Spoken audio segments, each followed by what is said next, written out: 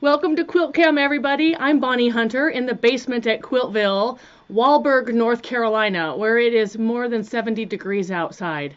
It's warm and it's raining, and I almost wish that I had put steaks on the grill instead of a roast in the crock pot. But while that cooks, I thought we could get in some sewing together, and I'm really happy to see you here today. We are running this through Facebook Live. Afterwards, it will be uploaded to YouTube and embedded in my blog. So if you missed it, you'll be able to find it there under the Quilt-Cam tab at the top of my blog, and that's where all the old Quilt-Cams are archived.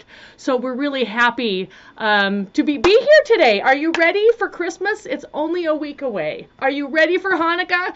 It's only a week away. And maybe you're putting on some last-minute touches, finishing some bindings, wrapping some presents, sticking on some bows, doing some last-minute decorating of your house before all of the neighbors arrive or the family and relatives arrive. It's an exciting time of the year, and yet this month has flown by so quickly. I wish we could just slow it down just a little bit. I'm sewing on a new sewing machine. Do you notice this? It's pink. In fact, it's like Elvis Presley pink Cadillac pink, and so we've named this one Gladys after Elvis's mother.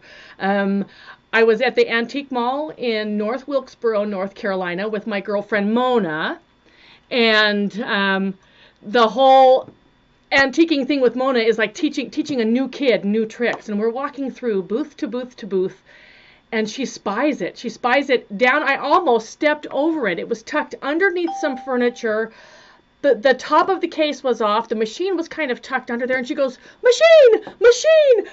Pink machine on the floor! Pink machine!" She was just so cute. You would have thought she had found a prized Easter egg. So we got it out and pushed it out from underneath the furniture where it was and pulled it out into the aisle and double checked, made sure there was a bobbin case, made sure the hand wheel turned because that needs to turn freely, and then check the wiring. Make sure that nothing is cracking or frayed or any wires exposed. It needs to be kind of a supple wiring so that you're not really dealing with something scary. Otherwise, you'd have to take it in and be rewired. But I brought this baby home, oiled it up, removed a bunch of tape residue, and got it sewing. So that's what I'm sewing on today. It's about a 1960s, we're guessing. I have another pink atlas. It's a little bit older, and I know that one is 1957, 1958. So this is possibly 1960. So we're getting closer to my era. I was born in 1962, so this is a lot of fun. I am working on some garlic knot blocks. Remember these? Several months ago, we were working on these on Quilt-Cam. This was from one of my Addicted to Scraps column with Quiltmaker magazine. I don't remember which one. But if you look in the Addicted to Scraps tab at the top of my blog, you can scroll down and find the picture of it, and it'll tell you which issue that it's in. These have been so fun to make, yet they got set aside while I was working on our En Provence mystery. So I've pulled these back out, and they've been perfect for getting to know Gladys and what she can do. And isn't this a cool box? You know, I am one for recycling, and my invoice sheets that I use for order invoices that come with peel and stick labels, they came in these boxes. There were, I think, 500 or 300 invoices per box. So I've now got a whole stack of these for projects. I'm never one to throw away something that could become a good organizer container. But these are the blocks that I've got so far. And I think for the size that I want about 64 blocks. This would be a good wall hanging baby quilt size. And I've got them pinned in stacks of 10. So there's 10, 20, 30 and a handful. So we got a ways to go yet. Who knows, if I get this done the way I want to get it done and the layout that I'm envisioning this, maybe Quiltmaker will take it and we'll be able to do a full pattern with it in Quiltmaker instead of just a block. Okay, so what I have going here on the machine is some pieces and parts that are ready, but this was as far as I could sew before I needed to remove my block from the machine to sew these two halves together. So I stopped right there and I went to bed, and now I'm back. In front of me, I've got rectangles that I've cut for the main block part, which would be, I think that the the one that takes twice as much of the other. The outside is the green, and then the accent just takes 2 squares in the middle. So I have the main block part here and middles here, and I just kind of went through my 2-inch strips and cut up stuff, and then these are my backgrounds. So I am working with 3 piles here. I'd love to know what you're working on. If this is your first time tuning into Quilt-Cam live on Facebook or watching it from my blog after it's embedded there, Quilt-Cam is not a workshop. It's not a tutorial. It's not me doing a demonstration with instructions for you to make this. This is when I'm working on my own projects and you're working on yours, and yet I'll still give you some hints and helps and tips along the way. Oftentimes the patterns are either found in my books or in a pattern on the website where you can get the dimensions there, or a pattern in a magazine where you can get the dimensions there. So I'm not here to answer what size is this, what size did you cut that. This is not a workshop. This is me working on my project. What I can't see right now as I am filming this from my tablet with an external webcam and watching this via my laptop in kind of a delayed 5-second delay is I can't see any of the comments that you are sending in. I can't see the hearts flying. I can't see the smileys flying. I can't read a single thing that you're posting. So if you want to share your work with me and what you're making, please send me an email with your photo attached to quiltville@gmail.com. That's my address, and that's where I'll be able to pull you up on my phone, because I can't even reach the keyboard from where I'm sitting here, and these eyes certainly can't see any comments flying up the Facebook news feed. So the first thing I want to do here is find, if I do these little purple partridges, so this is my partridge in a pear tree, and these actually went, this purple fabric went in my En Provence quilt as one of my lighter lavenders. So I'm really happy to have the scraps of that to use in. And then I've got some really fun little neutrals with words.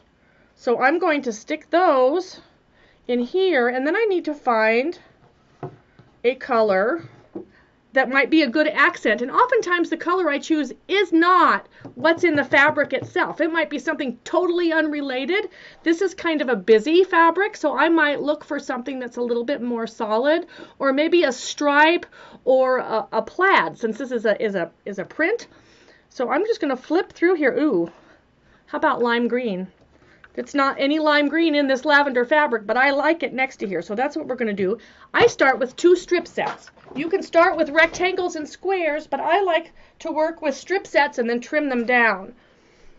Before I started to sew on these, I did a seam test, and I placed my seam guide down on the machine bed using my little yellow seam guide thing, which is around here somewhere. It's not here somewhere. But I always do a seam test to make sure that my seam falls where it needs to fall. And I just love the sound of this little machine. 36 blocks should go pretty quickly if I have them all cut out and ready to go. I love these machines, all metal. No plastic, no nylon gears. This is a straight stitch only, and it just cracks me up how much like a Cadillac this one is. I'm going to press these towards the dark. So you can see here that this one was as far as it could go. In fact, here's 2 identical sections. So you have a row of light, light, and a row of dark, accent, dark, or main fabric, because it's not always dark. But here's the same thing. You see these? These are the little strong men. Can you see those little strong men on top of each other? That was a fabric that somebody sent me saying, it's too ugly, I can't cut it small enough. And I think I'm down to the tail end of it. There's some of it in my En Provence as well. Okay. Now I've got these. There's more strong men to go on. And these rectangles are going this way.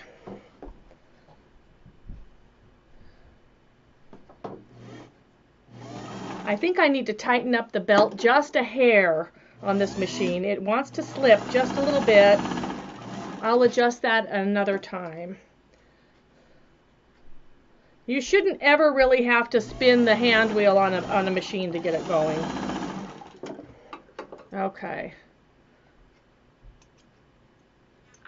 Now, if you're doing these from squares, as the instructions in Quiltmaker magazine will tell you to do, or if you're doing them from strips, and if you've got crazy math skills, it's not hard to figure out what size of strips that you want. This is kind of like a 9 patch, so I want to press the seam on this piece towards the center green, which means that on the outside, it's kind of counterintuitive. I'm pressing these ones to the light because I want these seams to nest to each other. Sometimes I will look at the back of a block and it will tell me which way it needs to go.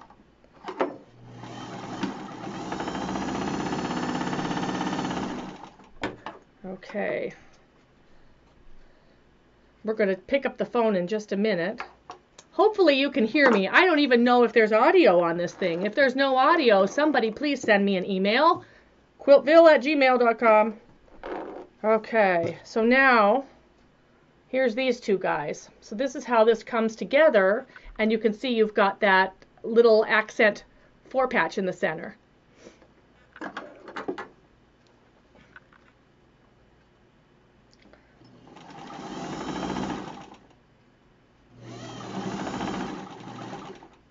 Okay, come on, baby. I will have to tighten up that belt just a hair. I think it's sat long enough. When you first put a new belt in, sometimes the belts are stiff and they kind of want to hold this odd shape, and I think now the belt has relaxed enough that I can tighten it up a bit. Alrighty, one more here. No, that's not the right one. What did I do? You're not going to believe what I did. You probably already emailed me this. I need to put the other light one here. So, one of these has to come off. This would be a really good time for me to check who is joining us. I can't believe I did that. Going to the email inbox here. Dina says, I'm working on your split 9 patch in Fairbanks, Alaska. Enjoyed classes with you in Ketchikan several years ago. And she sent a picture. And here she is, working on her split 9 patch. We did this as a leader ender. Have you finished it? Are you working on this year's leader and ender? You know, as I work on this year's, and I left it up at the cabin because I've been really busy working on it there. Come on, you know, and there's a time to replace seam rippers too, because that little blade in the center goes dull. And if it's not slicing the fabric, if it's ripping and shredding the thread, it's probably time. This one's on its tail end, I can tell. Okay, so we're going to shoot this again. This purple goes here, this neutral goes here, and we will be back in business. Back on the leader and ender thing. Do you realize we're more than halfway through our leader and ender year? Because our leader and ender challenge year starts in July and goes to the next July. We're more than halfway through, folks. It's time to kick that one into gear. So maybe you can pull it out and work on it while we're doing the rest of our Homme Provence mystery. Okay, so how about those strong men? I love them. I think they're just a hoot.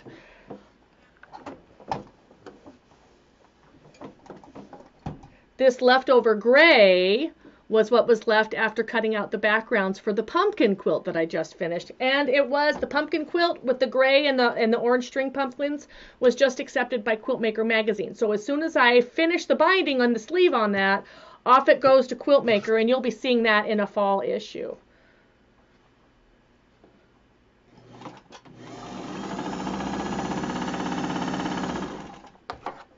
Alrighty, I'm much more happier there. Now let's see who else is joining us. I found out how to turn my notifications off on Gmail so that they aren't constantly ping, ping, ping, ping, ping. I love that. That is so great. It's so fun to see what everybody is up to. Here's Kathy Dale from the wilds of Charlotte, North Carolina. She says, my friend made for her hubby for Christmas. It just turned out beautiful. So this is Stargazing from Scraps and Shirt Tales 2. It's a different setting for the Starstruck block that's found under the Free Patterns tab at the top of the blog. Lots of pickets and lots of stars means lots of bonus triangles. So those are always fun to work with too. Kathy, this is absolutely beautiful, and it's all plaids. Love it. Just great. Jill Ellert says, finishing Aleatare. So happy to be sewing with you today. I'm using Borders Made Easy to finish my last border of Aleatare. I finished Clue 4 of En Provence and so happy to get back to last year's mystery. Thanks for making Clue 4 easy on us this week. And she got a spot in my July class in Southern California. So whoopee whoopee. Oh, I see. That's gorgeous. Okay, so she is busy machine quilting on there. And she's getting her quilt all finished so she can call it done. That's wonderful.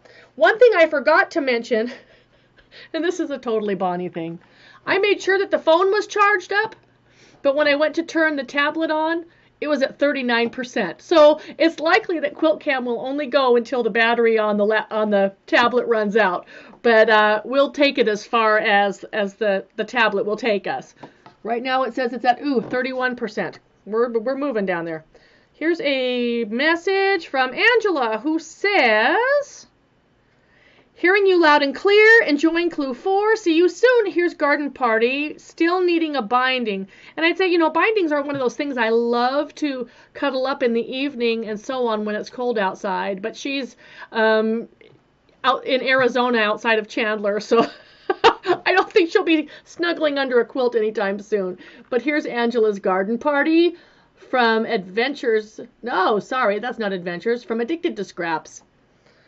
It was also in the May-June issue of Quiltmaker magazine a year ago. All right, one more, and then I want to sew some. Linda in New Zealand says, good morning. It's just after 8 a.m. here. I'm going to finish my breakfast, then start ironing my 4 patches. Perfect sound and clear picture for me here. Great start to my day. So here's to those New Zealanders down under, and some very scrappy neutral 4 patches. Aleatare Part 1 underway.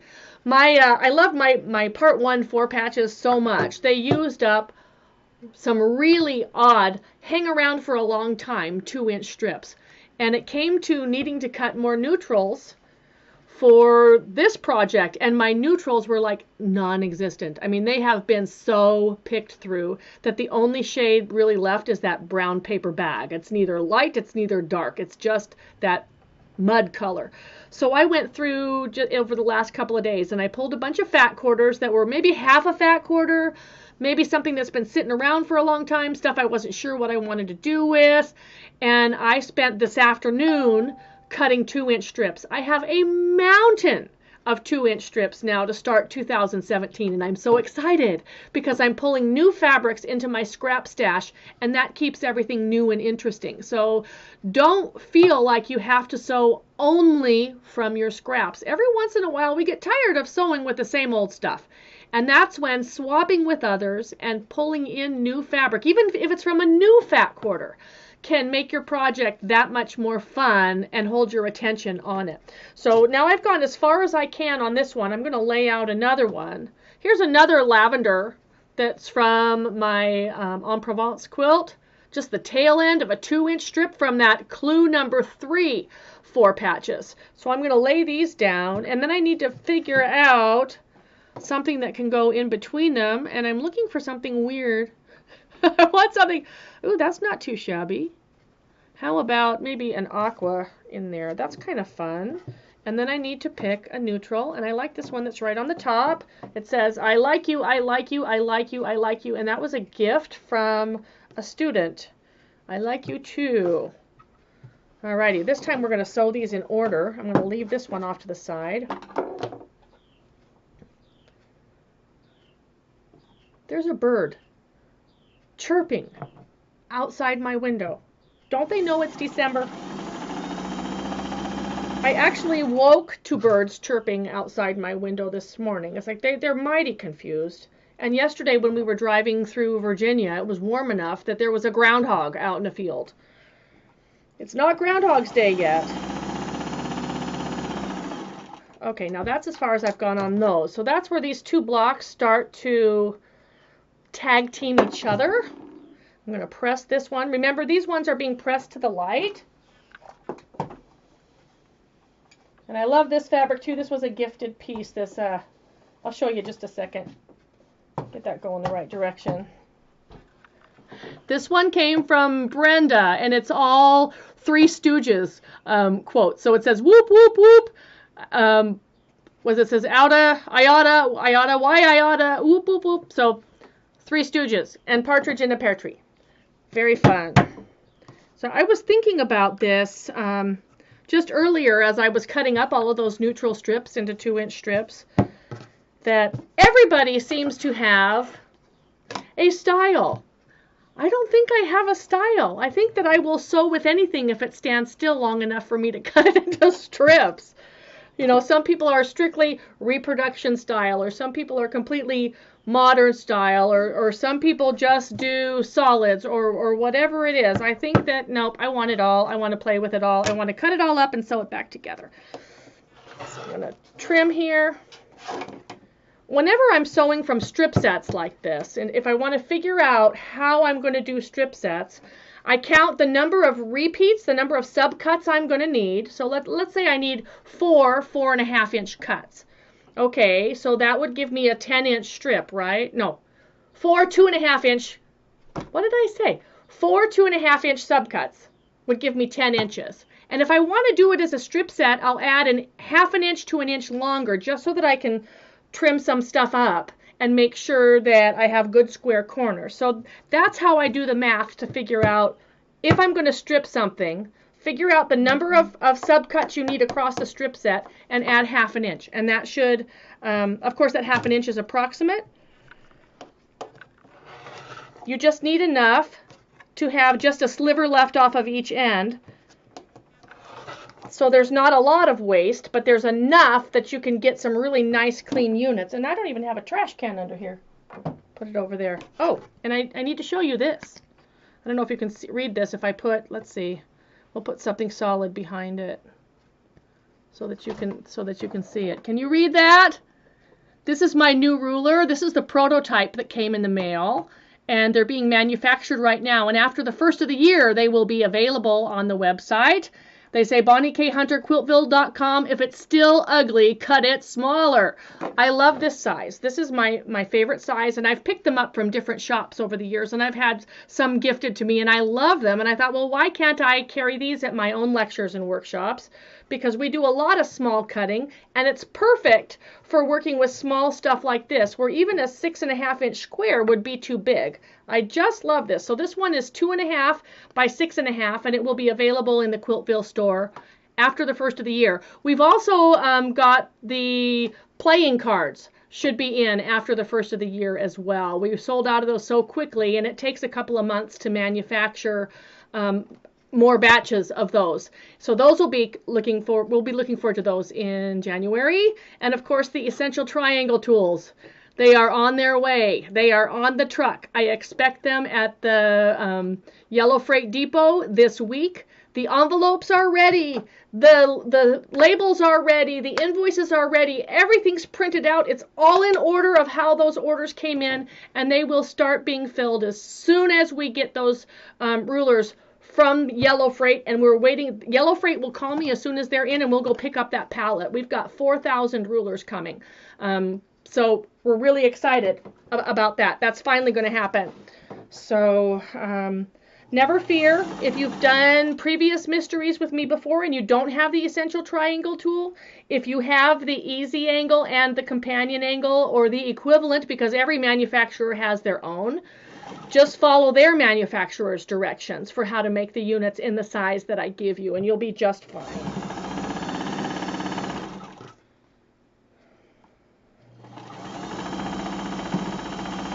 Nyuk, nyuk, nyuk, this says. Okay. I love a pair of thread snips. Makes things easy. Remember to press these to the light. It's going to feel weird. And press this one to the middle. And don't sew the wrong thing on. This one goes here. I can smell pot roast cooking. So Christmas for us will be up at the cabin Our son Jason just let us know that he's arriving Friday evening, so we'll be heading up to the cabin Friday evening as well. And they'll be leaving on the 26th, so we'll head home on the 26th, and all of the order fulfilling will resume the 27th, and I'm home until the 3rd of January, so we'll have about a week to get those all out. Okay. Alrighty, let's see. I know you're chatting at me. Brenda says, coming to you from sunny and warm Florida. Yeah, just rub it in. Today, as I watch and listen to Quilt-Cam, I am working on my clue number 2. Here are my choices for this block. Have a quilty kind of day, and she's from Callahan, Florida, and this is the photo that she sends. She's working on her featherweight, and she's got her colors going right there. I love it when folks are brave enough to try a different colorway, because you really are putting faith in your own abilities to put together what you like. You know you like these fabrics, you chose these fabrics. Are they going to end up next to each other? Will there be enough contrast? You know, it's a crapshoot, and you guys are brave, and some of the most beautiful quilts have come from people trying their own colors. So thank you for sharing those with me. Those are wonderful. This one is from Sharon. Hi, Sharon. How are you? She says, I'm Sharon from Lancaster, Pennsylvania, and I'm enjoying Quilt-Cam. I was wondering if you could demonstrate how you spin the back seam on the 4 patches you make. I'd love to see you do that. Thank you. I don't have any 4 patches right in front of me. So I'm sure that you could find that if you look on YouTube. Somebody else surely has done a tutorial of that. But without a 4 patch in front of me, and I have these already cut to size, I don't want to chop them into a different size just to do that. It's hard to do backwards facing the camera when I can't see what I'm doing. But it's a wonderful technique, and I wish you luck with that. I know there is a spinning video on YouTube. I just don't have the URL for that. But put it in the search bar and see if you can find it. Okay. Gail says, I'm mix and matching my 4 patches from Clue 3. Having fun with the mystery quilt. It's been a good chance to learn and to have faith and enjoy the process instead of trying to control everything. Plus, the distraction is good with all the craziness in my life. Thanks for being you. And she's with the Mississippi Valley Quilt Guild. She sends a photo of her. Looks like she's doing blues there. Those are going to be lovely. Isn't it fun? Isn't it fun just to dig into that fabric that you bought that you never imagined where it would end up and let it do something like this? Those are gorgeous. Really nice. Okay, so this one's from Maria, and she says, working on Clue 4 while watching you on Quilt-Cam from Galway, New York, enjoying this year's mystery. You know, I feel like, oh, wow, she's doing her part 4, so there's her Tri-Rex going through her machine right there. Beautiful purples. I know it's boring. We've had 2 repeats. We did 4 patches at part 1. We did Tri-Rex part 2. We did 4 patches part 3. We did Tri-Rex part 4. And there's no more 4 patches or Tri-Rex to happen. So be very happy. Be very happy. I usually scramble up all of the clues to keep the like clues not repeating each other because that gets boring. But you know why we've pushed everything to the further end. So, alrighty. I'm going to put some more whoop whoop words on here. Whoop whoop, 3 Stooges, nyuk nyuk. Very fun. I also really love having a tiny mat next to my machine. And you can cut a part of an old mat. You know, if you have an old mat where the center's all worn out, you can cut a part from the corner and do the same thing with that. This one came in a gift set. Okay.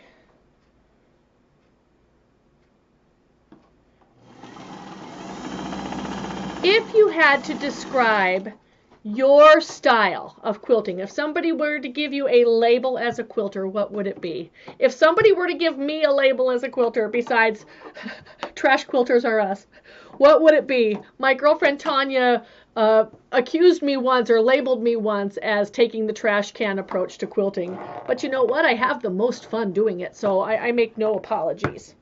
Okay, so those are to the white. These are to the purple. I'll give it a little press.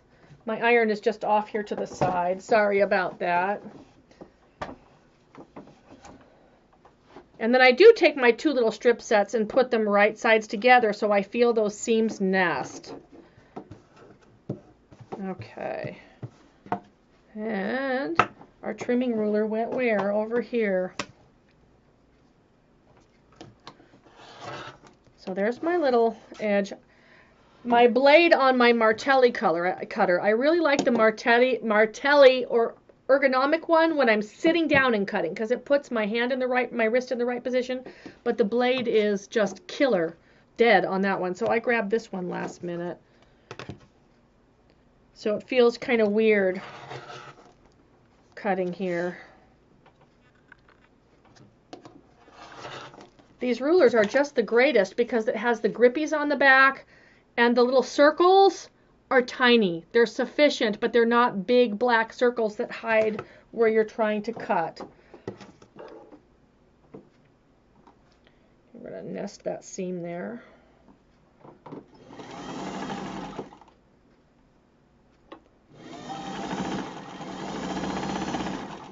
And here's another one. My tummy is rumbling because I smell pot roast upstairs.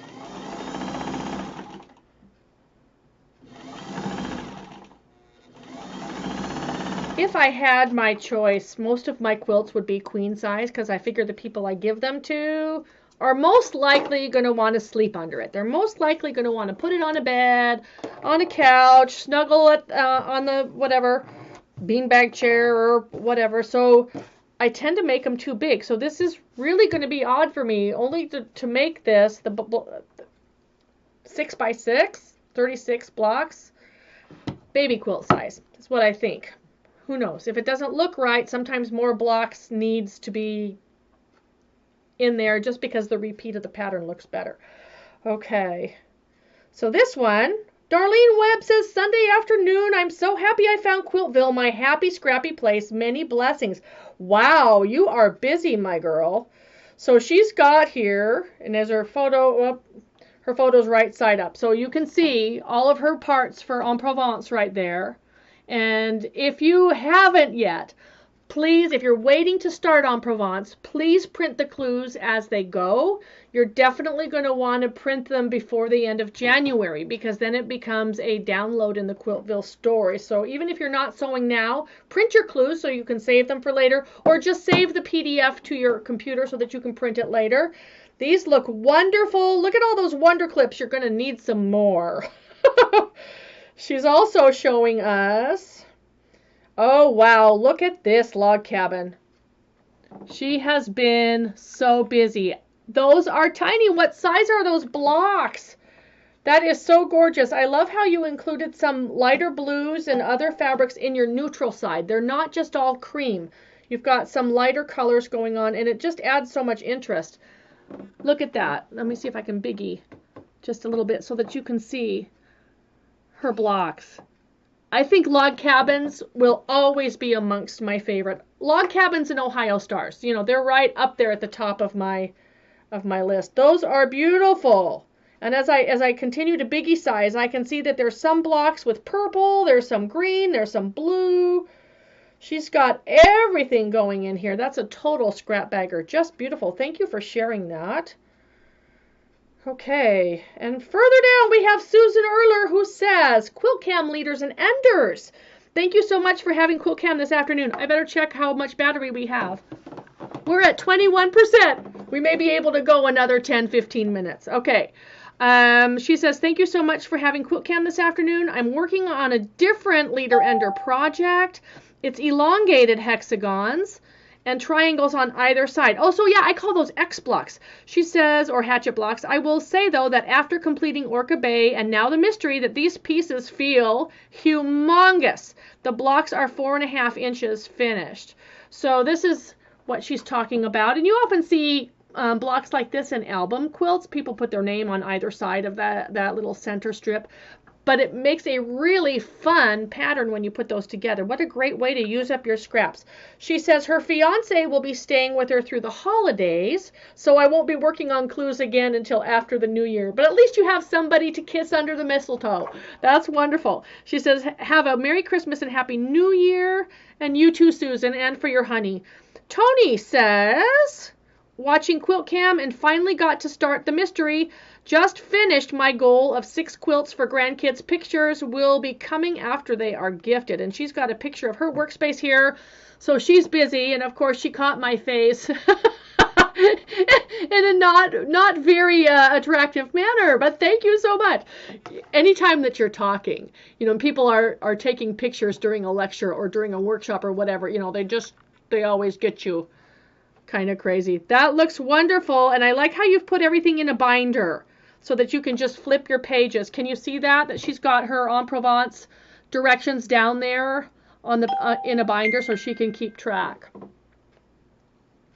Irene Hafer says, I see, I gotta open it up. Hang on. Hi, Bonnie, enjoying Quilt-Cam at the studio, yay! My style, I'm a Bonniac. And En Provence is coming along. Glad to spend this time with you. So she's at her studio above the quilt shop where she works. And she's in Kentucky, in Louisville. So if you ever visit the Louisville quilt shop, you'll meet my friend Irene. Great to see you. Lovely. I never, the first time somebody ever said, well, I'm making a Bonnie quilt. It's like, well, what is a Bonnie quilt? I don't know what is a Bonnie quilt. And it was really, really strange because I didn't think my style was a style. But I just know that I love hanging around with people who want to make quilts from the fabric that they've got, that they've been accumulating over the past 20, 30 years. And we want to cover the people we love with the quilts that we love. And we're just going to have a ball sewing it all up. So if that's a style, I'm all in. Okay. And I keep looking at the tablet. Where's our battery? We're at 20%. Can we go some more? Okay, so here's these two little guys. So if you're new to leaders and enders, the whole premise is to always leave the last of whatever still in the machine under the presser foot. And what you use as a leader and ender can be another block or part of the block you're already working on, or it can be a totally separate unit that you're just stockpiling on the side, like 4 patches or 9 patches or half square triangles or whatever it is. But I find it very hard to just lift up the presser foot and pull that unit out there and waste all of that thread, both bobbin and top thread. So it kind of becomes a habit that you can't live without. Okay, so here's our 2 identical sections. Kind of looks like a top hat, or part of a plus, part of a 9 patch. And I've got to now add these rectangles to the side. So both of these units are identical. They're identical to each other. And then one turns around to become the top of the other. I really love this machine. Oh, and I didn't tell you the best part, besides the fact that Mona wanted me to have it. It was marked $50, which is a steal. And I dropped it off at the front counter, and later the gal came to where we were wandering around still browsing. She says, oh, good news. Everything in that booth is 30% off. So this is my $35 pink Cadillac. I love it. I am a fickle machine owner. I love this one for a while, and then I pull out another one, and I love it for a while, and then I pull out another one, and I love it for a while, and they all take their turns. But, if somebody, I thought about this yesterday while we were cabin hunting. If my house was on the market, would I be embarrassed if people came searching through my house and found my wall of sewing machines? Probably. Probably. But does that mean I'm going to stop? No. So what would you be most embarrassed about if your house went on the market tomorrow and you couldn't change a thing, you couldn't clean it up, whatever it is? What would you be most embarrassed that looky-loos would be seeing and judging you by? For me, sewing machines. Fabric would be a second, but definitely the sewing machines.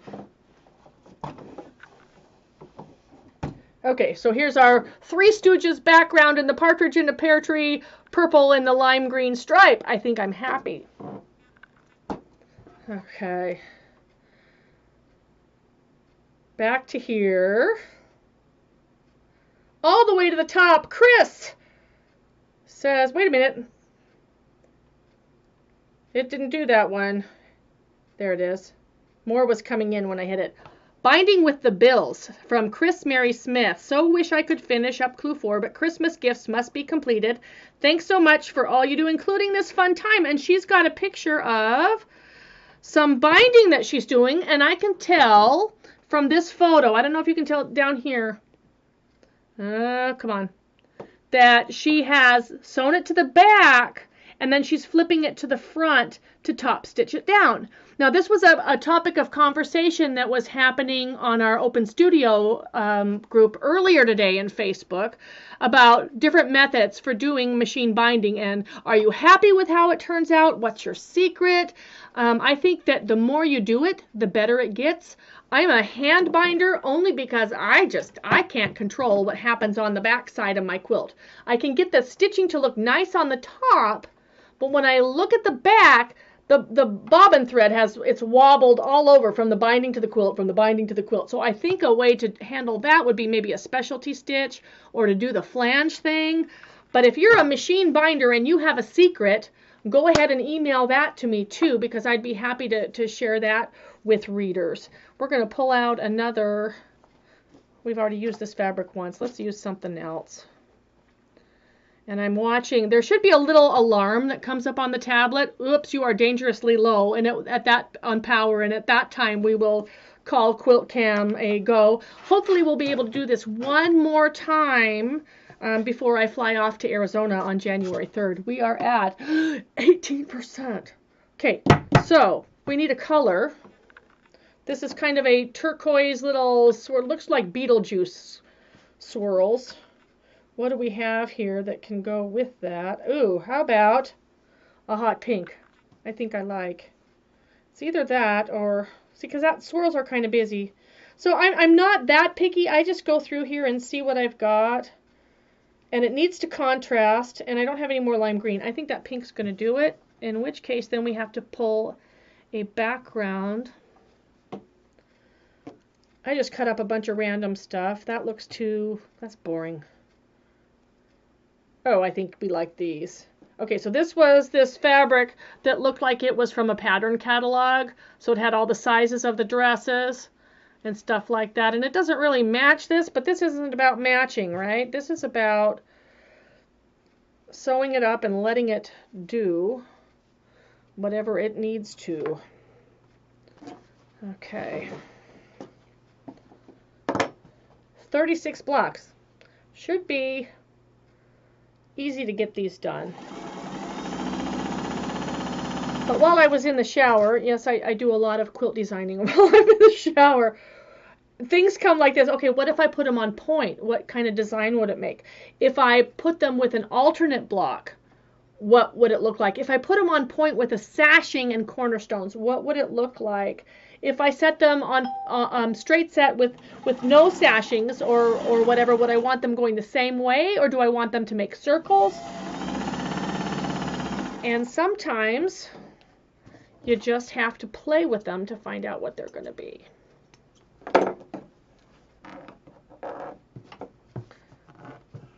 Okay, so then this one is almost done. I love that purple newsprint.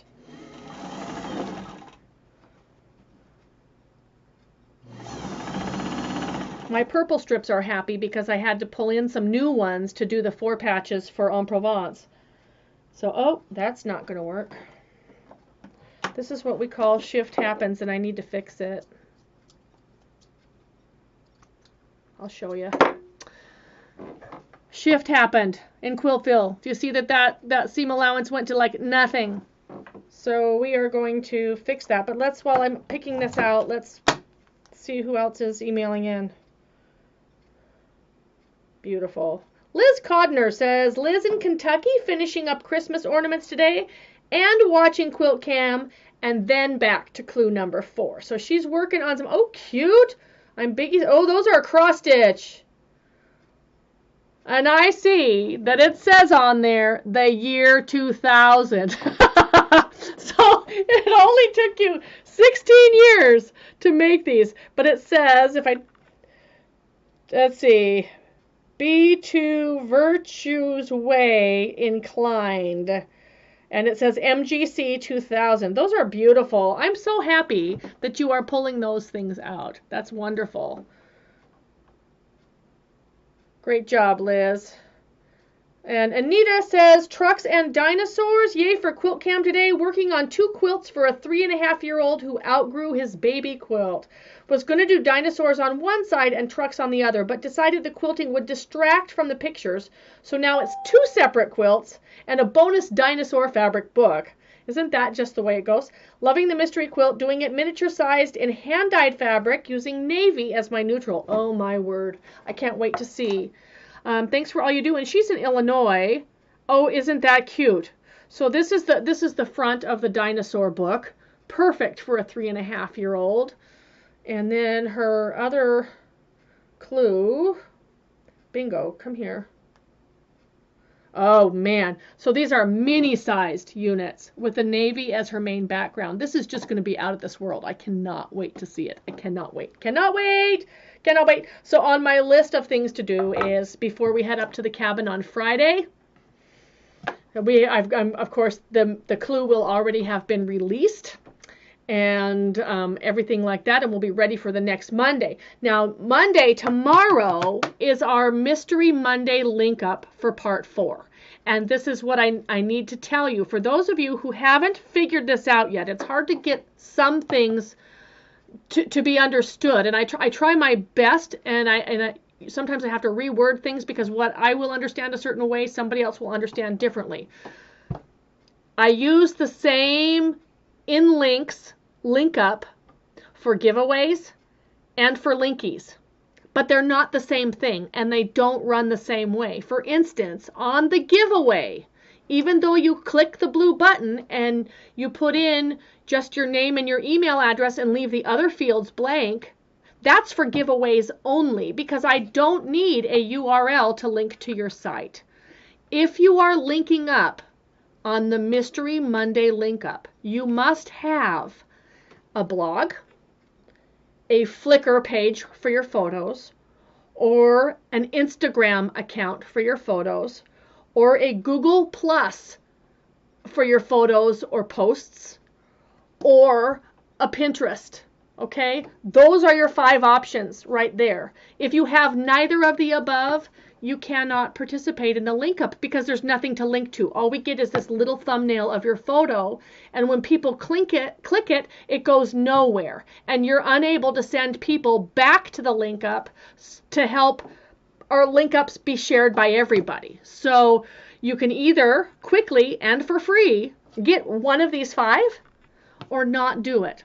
Now, if you're trying to link, if you have one of these 5 and you want to participate in the link up, you must put the address of your photo. That's the http:// whatever the address is in the URL link space. You cannot leave that blank or your link doesn't go anywhere. And I have to remove you because your link breaks the circle for everybody else.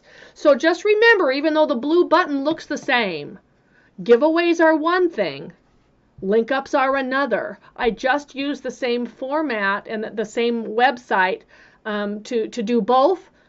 One, you need a URL. That would be the linky for the Mystery Monday link ups. The giveaways, anybody can enter. Those who don't have a site can enter, but for the Mystery Monday link ups, you do need one. The easiest one, I think, of all is Pinterest. All you have to do if you don't have a Pinterest account is sign up. You'll make a little folder or a category that just says En Provence Mystery, and you upload your photo to your Pinterest, and you can link to it from there. I am looking at this now. We've got 7% left, and I want to pick this out and sew it before our battery dies.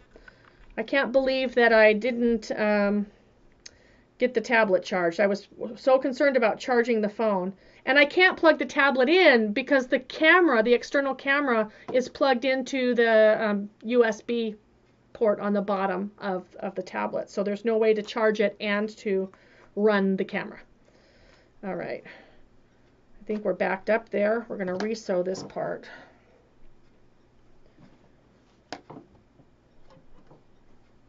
That killed me. I had to pull that out without a leader and ender, and now I'm holding threads.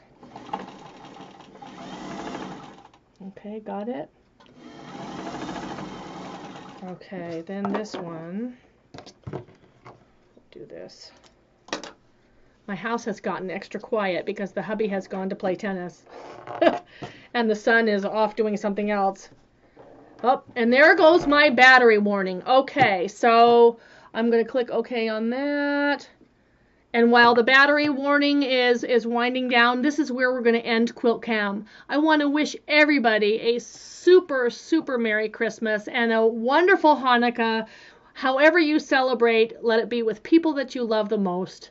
Put the quilting aside, make some memories. Share food and love and laughter and funny movies and card games and all of those things that help us really to connect with one another, because no matter how much we love our quilting stuff, our machines, our fabric, and our tools, people are the best gift ever. So I'm going to sign off before the tablet dies. Merry Christmas, everybody. If it's still early where you are, keep sewing, keep sharing. Love y'all. Talk to you later. Bye-bye.